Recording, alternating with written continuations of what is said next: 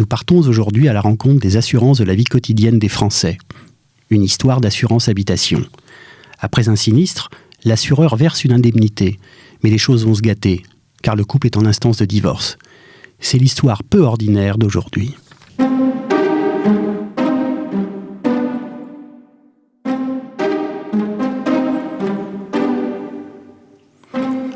Je suis avec Jean-Luc Gambet. Bonjour Jean-Luc. Bonjour.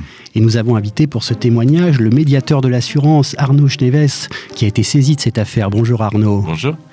Alors Arnaud, dites-nous en quelques mots le rôle du médiateur de l'assurance déjà.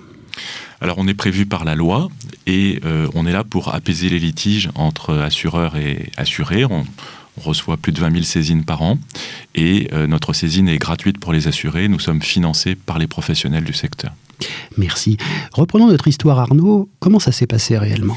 Alors il y a un contrat habitation qui a été souscrit pour la résidence principale du couple. En l'occurrence, c'est monsieur qui cotise sur son compte personnel. C'est lui qui paye les cotisations d'assurance habitation. Et puis il y a un sinistre d'un montant de 23 000 €. Et l'assureur indemnise le sinistre sur le compte joint du couple. Et madame récupère la moitié, 11 500 €, et les verse sur son compte personnel. Et là, monsieur proteste. Monsieur proteste en disant en fait, on est en instance de divorce.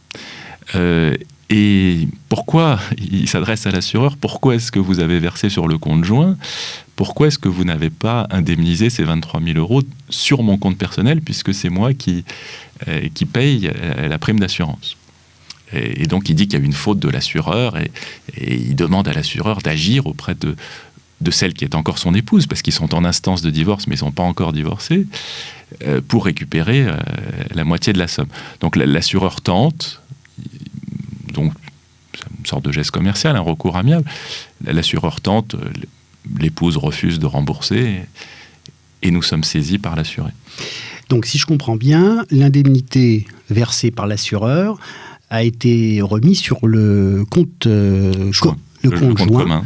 Alors que c'est monsieur qui paye la prime, c'est ça. En l'occurrence. Ok. Alors, comment vous avez agi, vous, en tant que médiateur de l'assurance ? Donc, y a-t-il une erreur ? Y a-t-il une faute de la part de l'assureur ?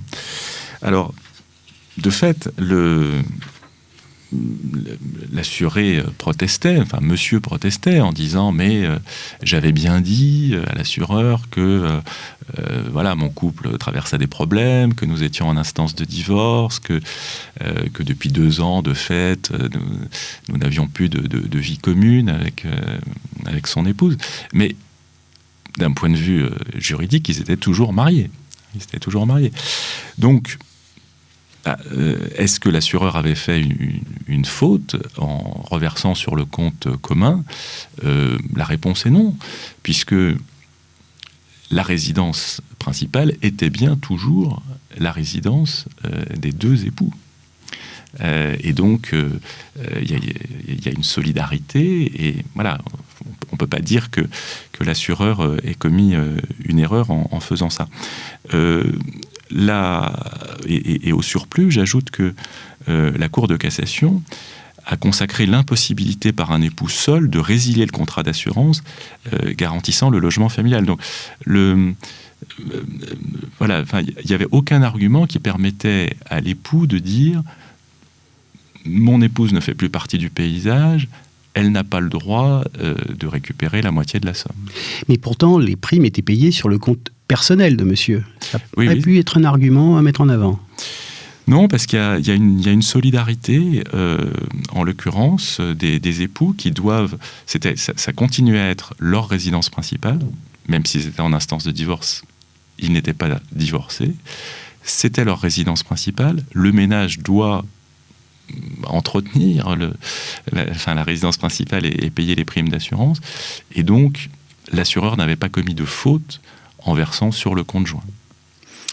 Donc, comment ça s'est terminé, Arnaud Schneves, cette histoire ? Nous avons dit que l'assureur avait agi correctement. On ne pouvait pas retenir le fait qu'en versant sur le compte joint, alors qu'il n'était pas encore divorcé, l'assureur avait commis une erreur. que sa tentative de recours auprès de l'épouse pour rembourser la moitié de la somme était déjà au-delà de ses obligations. L'assureur avait tenté cela, c'était déjà au-delà de ses obligations. Et donc, on a donné raison à l'assureur. Et finalement, ce type de situation, c'est assez fréquent ou non, c'est peu ordinaire? Ce type de situation où on est saisi au milieu d'un divorce, non, c'est assez peu fréquent. Y a-t-il un conseil à donner à nos auditeurs ? Toujours bien lire son contrat pour bien être conscient des responsabilités et des devoirs de l'assureur comme de l'assuré. Merci Arnaud, toujours bien lire son contrat.